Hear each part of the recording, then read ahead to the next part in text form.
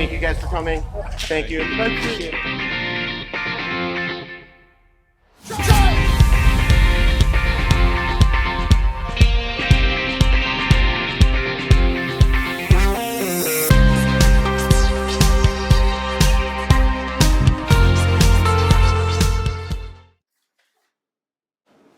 Welcome to Bruin Self Defense Quick Tips. Today I'm going to be talking about impact weapons as part of a series of improvised weapons where we've done a couple of videos before, and we're going to do a lot more information on them.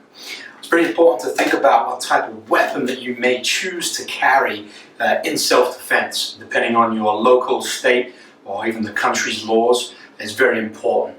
For example, when we're talking about impact weapons, we could be talking about designed weapons, similar to like a knife I carry around in my pocket, where it has a bladed edge and a point. It also has something to hit at the bottom here.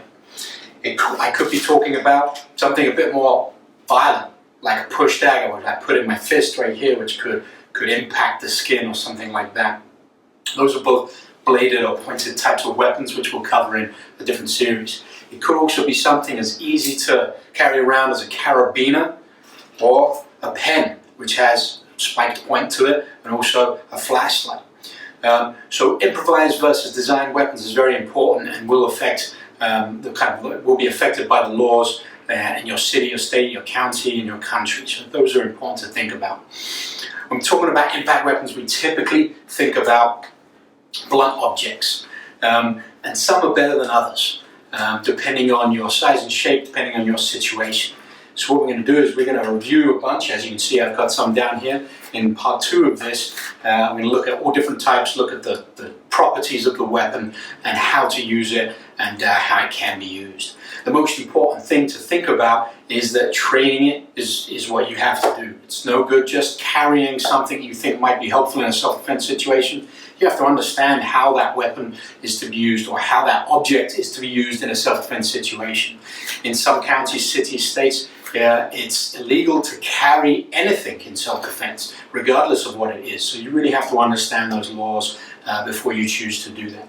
We'll do another topic on some of the weapons that are commonly carried around, like a knife or maybe pepper spray or keys that are used sometimes, and we'll look at the advantages and disadvantages of that. But for now, we're going to look at impact weapons, and as you can see from down here, there's lots of different types.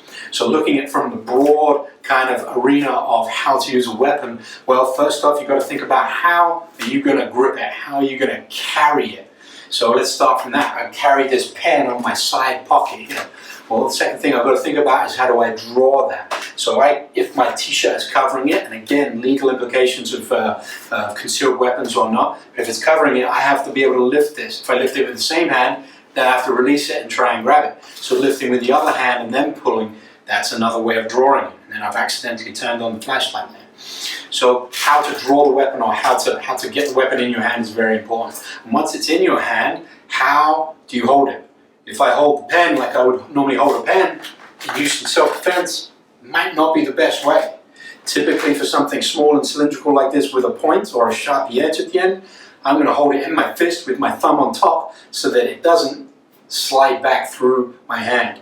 So that would be how I would typically carry a pen or a pen-like object.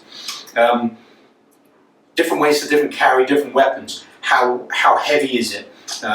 Does it have a handle of some sort? Does it impede the way you hold it? So you have to think about that. You have to look at what you're going to carry, and then you have to kind of train with that. And then how would I use it? If I hold my pen like this, then just stabbing in front of me becomes quite a good way of using this weapon. I can't hold this like a knife and slash with it. It's not going to have much impact. So I have to think about the properties of the weapon, keep turning the light on here, and use it appropriately. So in part 2, we'll go through some of these weapons I have down here so that we can learn some more specifics. I have some that are designed and some that are just from my kitchen or around my house. So we'll go into that part 2. Stay safe and enjoy your training, Bruins.